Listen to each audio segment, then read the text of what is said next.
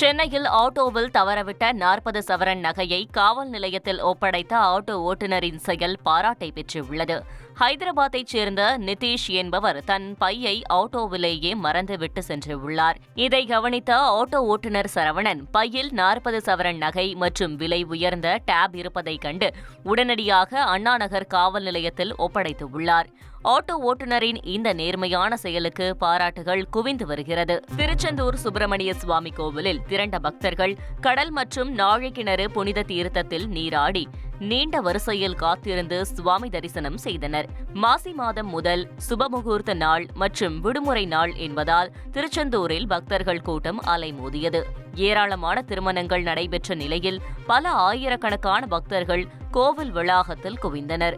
பக்தர்கள் வருகையால் கடற்கரை பகுதிகள் மற்றும் திருச்செந்தூர் நகர் பகுதிகளும் கூட்டத்தால் நிரம்பி வழிந்தன.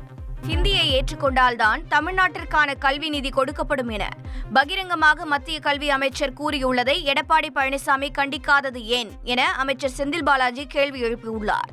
இதுகுறித்து அவர் வெளியிட்டுள்ள பதிவில், தமிழ்நாட்டு மக்களின் நலனிலும் தமிழ்நாட்டு உரிமைகளில் அக்கறையும் கொண்ட அனைவரும் மத்திய பாஜக அரசின் தடித்தனத்தை எதிர்த்து வருவதாகவும் தெரிவித்துள்ளார். சிறு சிறு விவகாரங்களை ஒதுக்கிவிட்டு மாநில பிரச்சினைக்கு எடப்பாடி பழனிசாமி குரல் கொடுக்க வேண்டாமா? இந்த விவகாரத்திலாவது டப்பிங் குரலில் பதில் சொல்லாமல் நேரடியாய் பதில் சொல்லும் துணி உள்ளதா என்றும் செந்தில் பாலாஜி வினவியுள்ளார். அலாவுதீன் நாட்டை காப்பாற்ற போராடும் சாமானிய இளைஞனின் சுவாரஸ்ய கதை தினமும் இரவு 8 மணிக்கு. செய்திகளை உடனுக்குடன் தெரிந்து கொள்ள உடனே சப்ஸ்கிரைப் பண்ணுங்க.